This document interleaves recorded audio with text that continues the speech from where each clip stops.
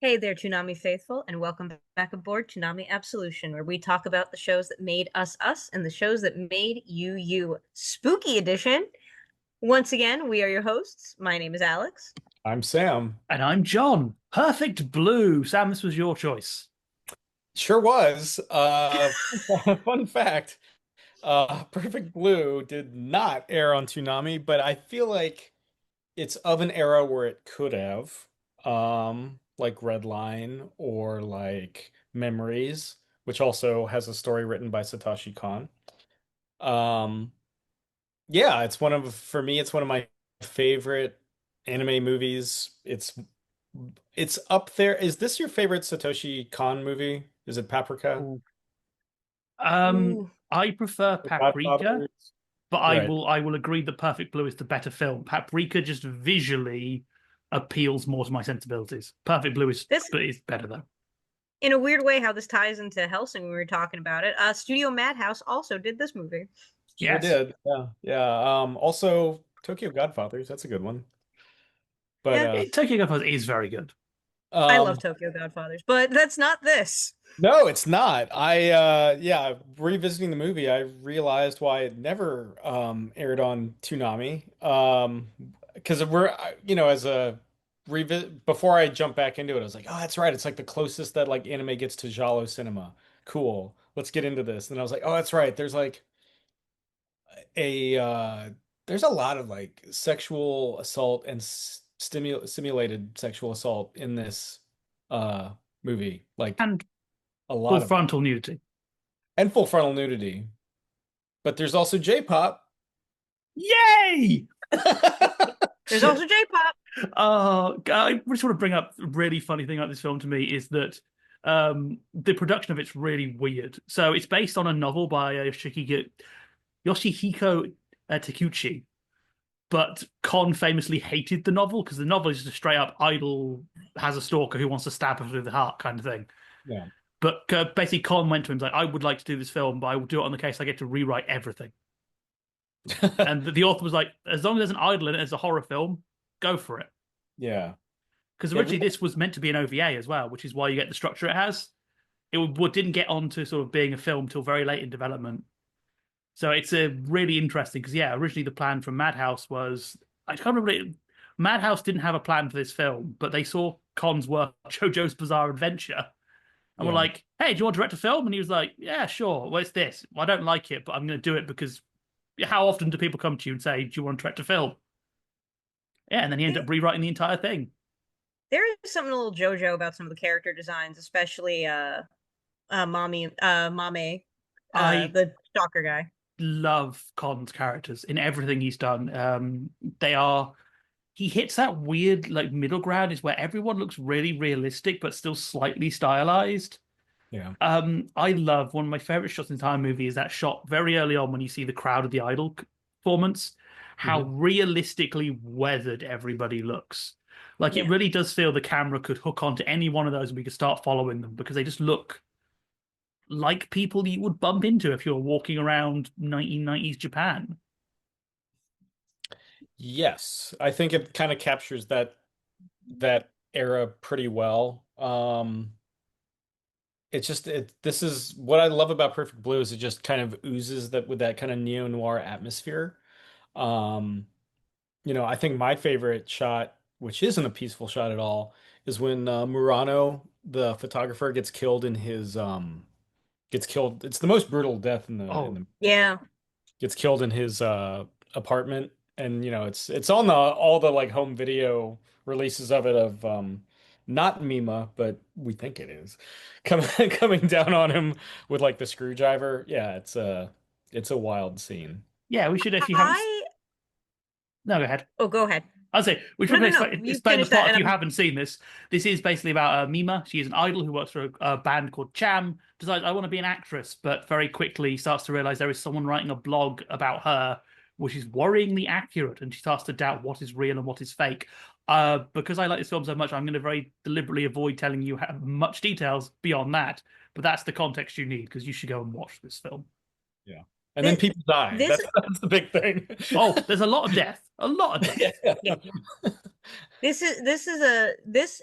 This is a good horror movie, a very good horror movie. I have a distinct affection for horror movies that delve deeply into the horror of femininity in different contexts. I was actually talking to John about this before we got started. For some reason, I got a bee in my bonnet to watch a movie that some of you may know, some of you may not, recently called Belladonna of Sadness, which is a 1970s anime film that was part of a very interesting time period that also deals with the disempowerment and disenfranchisement of women through sexual violence and their position in society. And a lot of the horror in this young woman's life, because she's 21, she's a child. Like, let's be very clear here. When you're 21, your brain is not finished solidifying. And she is being thrust into these positions that are deeply uncomfortable and really get into the ideas around purity and idol culture and what the value of women in these positions, especially when you talk about acting and you talk about these these kinds of jobs that are so dependent on your body. They are dependent on your appearance, and so much of her talks about that. Kind of so much about this movie is about the disempowerment that sexualization causes and how that is exploited, especially in the case of young women. And in 90s Japan, that was getting exploited quite a lot. And in the entertainment industry too, right? Because that's Yeah. how the only way, Mima's career, at least as far as she thinks, will take off as an actor is if she takes on those more gratuitous roles, and Yeah. that dehumanizes her, and it throws off her balance even as much, if not more, as the blog that pretends to be her, right? I Um, love And how they established that really early on. You see all those early conversations about her job. She's not involved in them. Everyone's talking about her, but never to her, and it really just nails it.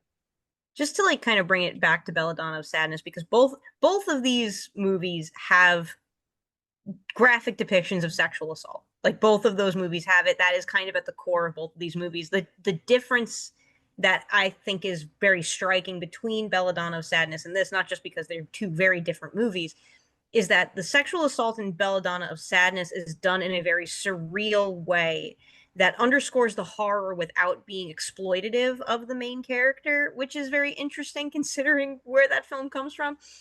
And then you have Perfect Blue, where the exploitation of the character is the point. The exploitation of Mame is the intrinsic horror. Not only is this exploitation terrible and not something people should ever be forced to go through, but it also brings into question her identity.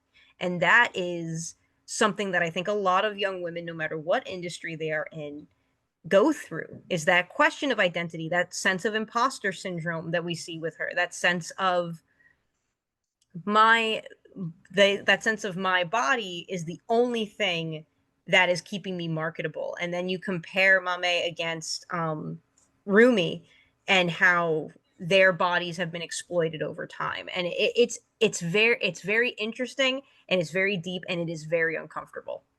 Yeah. yeah. One of my favorite things about this film is how Con does a really good job of messing with the viewer as much as he does with the characters. There are so many times where we are dropped into a shot without knowing what it is. So for the bits where she's in a drama, there are quite a few times we're dropped into that in the middle of shooting. We hear dialogue and we pull back and see, oh, that's part of the drama. That's not really happening. And so many, like, my favorite shots in this movie is soon after the photographer is killed, they show a police siren and then they pull back and it's a kid's little push car. And it's like, oh, you are just snatching away that hope that something is going to be solved. Con, you are a magnificent little bastard. Yeah. Yeah. I also love the, just the like the fish imagery, the fish tank imagery that we get that kind of clues us in that things are off. Oh yeah. Uh, I love the idea that this is Mima doesn't know how to use the internet. that's what kind of clues you in that this is like very like mid 90s. Rumi has to explain how a computer and home computer and how the internet works to her. And I'm sure if I watched it in, when it came out in like what, 95, 96, my family had just gotten our first home computer, so I would have been reliving having those talks with my parents. Like, oh, yeah, this is how email works. Like stuff It's like so it's so funny. It's kind of 97. The film hasn't really dated at all, and except those scenes, which are now hilariously, unintentionally really funny, because it's just like everyone talking out the internet. Like, there's even a few moments like, "Oh, you don't have to worry about it. It'll be just a thing." Like, It's a phase. Yeah. oh, Satoshi, what would you have made of VTubing? I mean, that's actually, really quick because as of recording this, not to date the time, but as of recording this, there are TwitchCon just got a lot of people saying that they're not going to go because they don't feel safe because of those parasocial relationship issues. And that is also a weirdly Prescient. prescient point in this movie is that sense of parasocial ownership over celebrities or personalities, and that it's very weirdly ahead of its time in that way. I always argue that I think Perfect Blue is the one film that, when you sort of compare films that sort of predicted the future, was the one that's the most right. Yeah, Like, yeah. the only thing that's really dated about it is how the computers look. Well, sure. But like Again, next. I don't think I could find a film that's any more like correct about where things were going. Like, when that's my only, like, yeah, you were proven right. Yeah. My question is like there's scenes where like the killer is seen kind of flitting across the city on like light lampposts and stuff. What was actually, because we get to see what the actual killer looks like in glimpses. What was actually being seen there? What was actually going on there? I I don't know. I don't think we're supposed to know. I think we're supposed to be just as panicked as Mame is. Where I think that that's kind of the point is that this is so upsetting that we're not supposed to know what's going on. Well, my reading's always been we never actually know which real memers are actually a physical person and which aren't. So there are, because it's the thing the detective says in her story. It's like, oh, you believe something that can become true, and I think that's what Mima's doing. She's both. There is both the real Mima. Oh God, we're going down here, and there's also the one she is seeing from her own fear. Yeah, They are both as dangerous to her as each other. Just one of them can go across lampposts and one of them can't. Yeah. fair point. Is it I do love the animation on Real Mima. Like how credit to the English dub here. I love how Real Mima's voice is higher. She has a very childish giggle. They kind of nail her being very girly in a way that could easily have become so irritating. But they do it in a way that actually feels like it makes sense and it sounds nice. And yeah, just how she's always like rendered brighter with brighter colors, how she never touches the floor when she runs, Yeah. how they have there those moments if you can't tell if people are reacting to her or not. there's something so interesting about it because of the ideas around idol culture and how childish they expect a lot of the performers to be, and how Mame herself is trying in a weird way. There is this understanding throughout the movie that there's a sense of kind of arrested development that Mame is trying to break out of. And when she sees that vision of this version of her, it's the cruelty of childhood that she's seeing in this character, and I think that that's extremely interesting. Like, there's so much going on here, you guys. There's so much Well, going on. I mean, that's how the movie starts, right? Mima's trying to grow past her idol image. What we see in the very beginning of the movie is presumably her last performance as part of Cham, which I always love is always all caps and with an exclamation point at the end. That was the Um, norm. yeah. So she's trying to grow past this image, this public image, and she But then can't. you look at her, but then you look at her room, and it's all these soft pastels and stuffed animals. And as she's going through her mental breakdown, those are the things that get closer and closer to her bed. Yeah, it gets more claustrophobic. it gets more claustrophobic, but it's those symbols of childhood or that innocence that stray closer. Like she's trying, like in a way, there's a part of her trying to circle that wagon and protect herself in those trappings of innocence, because what she's going through as an actress is incredibly explicit. Yeah, I Yeah. think two of my favorite little details in the entire film are the fact that she mentions very early on that the cheese has gone bad. And then when she's going through her closet later on, you see that a lot of them have still got the plastic on them from the dry cleaners. It's that idea that she's only coming back here certain times. She isn't fully living in this space. But it's becoming more clustered, it's becoming more confused. All these different bits are colliding, and she can't keep juggling them all. So she can't keep the house going. Even very early on with the call with her mother, she has to break off to deal with the bath alarm. It's like she Yeah. can't quite pull off the living on her own thing very well. Hence, one thing that starts her breakdown is her fish dying, because we keep hearing her say, "I forgot to feed them." It's like, Another one of my favorite little details about this is the second she leaves Cham's outfits get an update. Cham overnight go from sort of that 90s kids idol pop with that kind of very pink dresses to what you would see in the early 2000s, that very American R&B influenced look a lot of those idol bands would take, where they started dressing more, to put it bluntly, more like normal human beings rather than weird dolls. Yeah. It was you can see it if you follow like Morning Measurement and all those kind of bands, account AKB 64, 84, but they did the same thing. Yeah.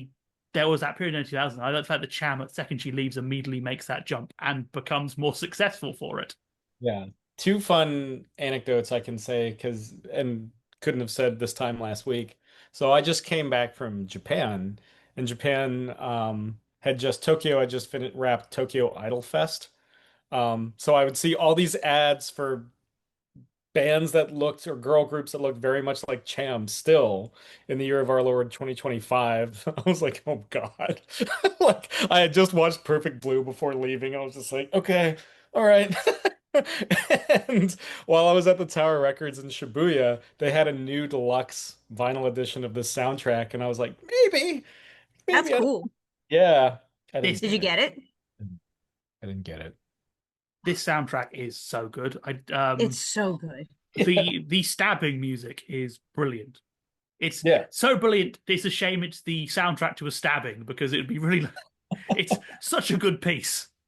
It's also like the one idol song that gets repeated about like be more aggressive, you never know what could happen. That like that particular line is used so effectively, and it's done so well, and it's such a harbinger of doom sort of line.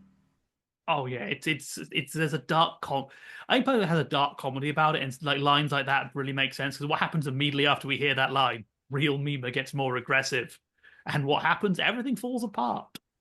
Yeah. Yeah. In some ways, this kind of reminds me of the Dario Argento film Opera, just, not in Yeah. a opera setting, but clearly, yeah, It kind of makes me think of Black Swan a little bit too. Oh, Oh, there's a whole story there, right? oh, he will deny he's a. Oh, what's the name? But long story short, yeah, Black Swan got really heavily accused of ripping off Perfect Blue. Darren Uh, Aronofsky, yeah. the director argued he's never actually seen the film, and that's nonsense. He clearly has.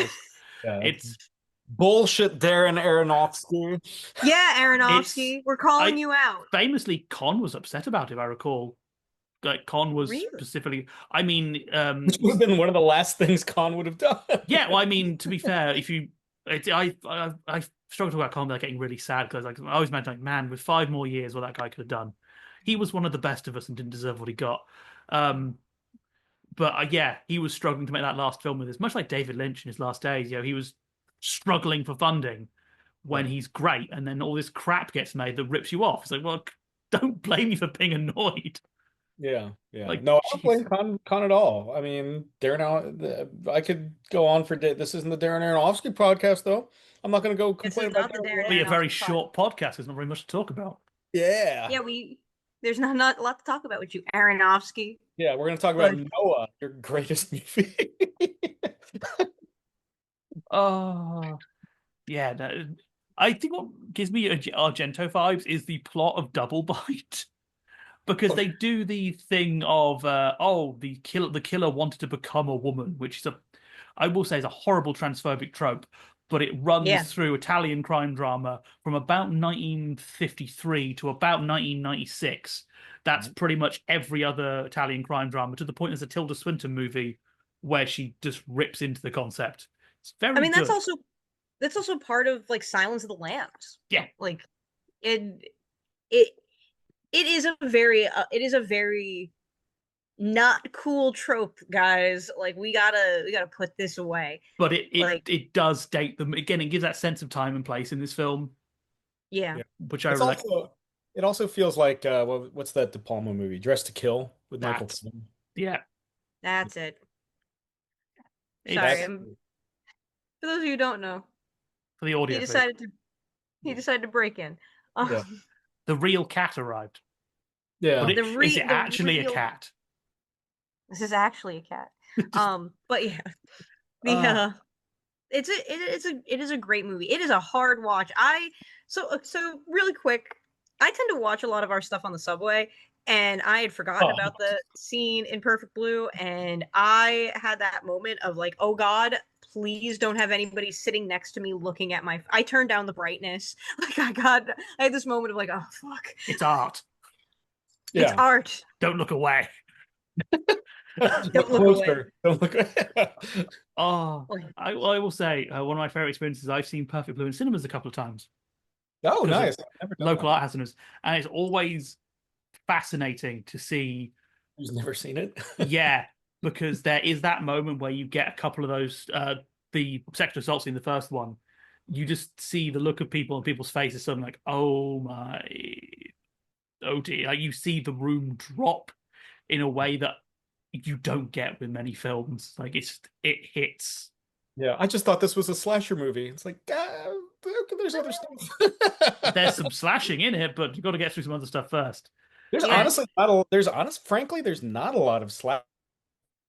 yeah, How many characters die off screen? Like two, three? two or three, yeah. So yeah, Yeah, three dead. yeah. One But in the elevator man, the agent at the near the end of the movie, and one other person, I think, that gets killed off screen, and then people that die on screen hard. Oh yeah. yeah, Yeah. Um, there's two other points I want to bring up. One, I think it's really funny to note that Con, one reason he was against this film originally is because he hates blood and hates idols, which the latter I understand, but the hates blood I find really amusing because my God, man, you're good with it. Like yeah, how you yeah. approach how you approach blood is impressive. So it's surprising. You have a love for the art form. Well, Hating idols, I can understand. sure, sure. They can't all Hey, be. they're just trying to do their gig, you I know? mean, I don't think you get this film would be as good if it was someone who liked idols. I think that's what there's a certain knowing bitterness to this film that I think really progresses it along.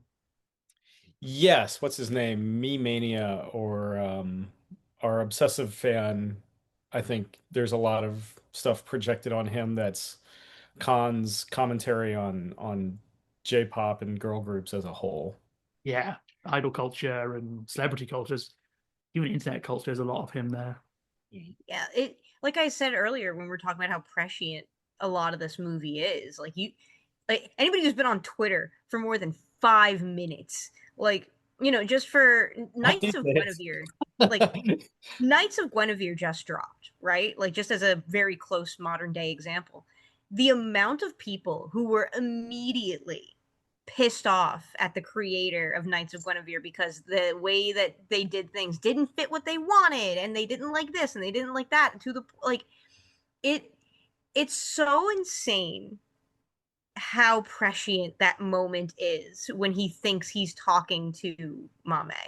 Like it's so interesting and horrifying. Yeah. Yeah. But there's also, I think, which I really like, is there's also a little bit of sympathy there. We He is a horrible person, but I think there's also the hint that he's not entirely evil. Like no one here is evil for the sake of it. They are evil by the sake of their circumstance, which I think is a very important thing to note. Like, I think Con's sort of thesis here is that this blending isn't because it's not bad people were born bad and they will be bad. It is this situation will push people to do things that are wrong, which I think is much more important than just oh, just avoid the evil people. It's like, well, no, this whole setup is going to push people to do that. Right. He, The no, go ahead. I was going to say the stalker is being manipulated who by the person who I won't identify, precisely to become a weapon. There's a pathetic quality to the stalker. The stalker is There, driven to that point. there's a mundanity to the evil that makes it all the more terrifying. Like, just to talk about, like, we were watching Hellsing earlier. Those are monsters. Like monsters in the cinematic sense. There is something infinitely more horrifying about the monsters you don't see, that you can't identify readily. And I think that that's what kind of makes this hit so well as a horror film, is that mundanity to the horror. And I, it swings for the fences in big ways. Yeah, I think you see that kind of in the last scene. They do a really good job of, we do see the villain and we do see they're not reformed, they are not better, but there is a hint that they have stabilized or that, and that I think that scene has a lovely melancholy to it because there's kind of the impression of like, if someone had listened to Mima, whatever, a month ago, this wouldn't have happened. So Or there at was least, so many times someone could have come in and gone, actually, no, we're going to do something about this, and it would have been fine. yeah, yeah, yeah. There's a there's an escalation that happens rapidly, really, if you think about it. But there are telltale signs. But they've become, even in the early days of the internet, they're already normalized, right? Because that's what Oh, we do. Yeah. The, Um, that's why the slow pacing in the beginning of the movie works so well, I think, because like the beginning of the first 40 minutes of the movie are incredibly slow. And then it just snowballs into the next round. And that I think is very interesting in terms of how the movie's structured. oh, oh yeah. I really like the pacing of this film. I think again the idea of sort of being pet. Other things later on have tried to do the real Mima thing and failed because they have the other self become Freddy Krueger, just constantly popping out of windows going, "Whoa, look at me!" They do not show you real Mima for a good chunk of this film, and those first few images of her you see are not for long. They are for a brief blink and you miss it moment. And that means when she finally starts coming out of the screen and when she starts interacting with the real world, it's like, oh my God, this is things have gone wrong. yeah. I love a good psychological horror, and that's what this is. This is a psychological horror in such a good way that I think will hit. I think it hits close to home for not just like something very hyper specific about like the idol actress thing, but there is just such a fear around everything that's happening that I think is so hard to horror and comedy, I think, are the two hardest genres to write and do well, and this does it very well. Yeah, because it's both rely on the setup. Both rely on the setup and they're so personal. Yeah. Like horror, the things that scare me are not the things that are going to scare you, that are not the things that are going to scare John. The things that make me laugh are not always the things that are going to make anybody else laugh. And I think when you have a piece of media that can extract those emotions from people, from a wider audience, that's impressive as hell. Like that, it's so good. It's a mastery of a craft. And again, I think it comes back to the thing like how we have so many shots where we are dropped in. So we get to feel what she's feeling in a way that very few films capture by constantly messing with what we're seeing. Half the shots we see are from the most voyeuristic angles. Like we never really get a front on shot of anybody. We're always like in the corner of a room, we're behind an object. It really does help convey what everyone is feeling in this very physical way, which I think really helps. But as we come closer to the end, what are our final thoughts about Perfect Blue? I mean, it's for me, it's one of my favorite standalone anime movies. It's Satoshi Kon is one of the late greats of the medium. I don't like I say, it's between this and Tokyo Godfathers and Paprika. That's the holy trifecta. But I really like Magnetic Rose and Memories, which he wrote too. Dude's got a great track record. gone far too soon. Yeah. Perfect Blue is one of those films where I will just go hard down and say if you have not seen Perfect Blue, your experience of cinema has not been complete. Perfect Blue is homework. You should be made to sit down and watch it if you have not.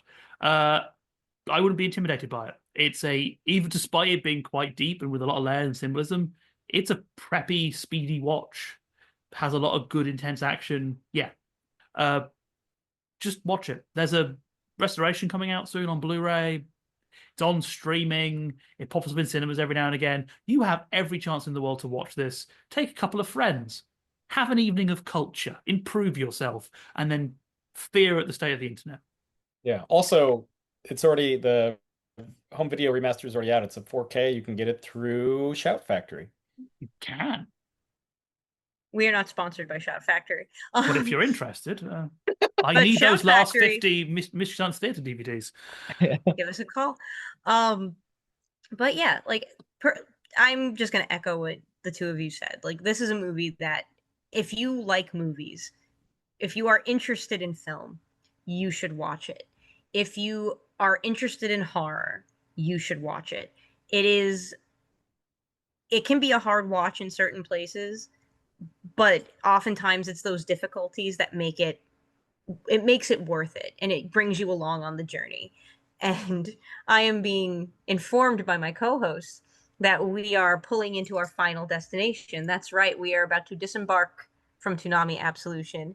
We want to thank you once again for joining us and talking about the shows that made us us and made you you. This has been Spooky Edition. We have been your hosts. My name is Alyx and Steeljaw, And I'm Sam. And I'm John. and we'll see you next time. Bang. Happy Halloween. Happy Halloween.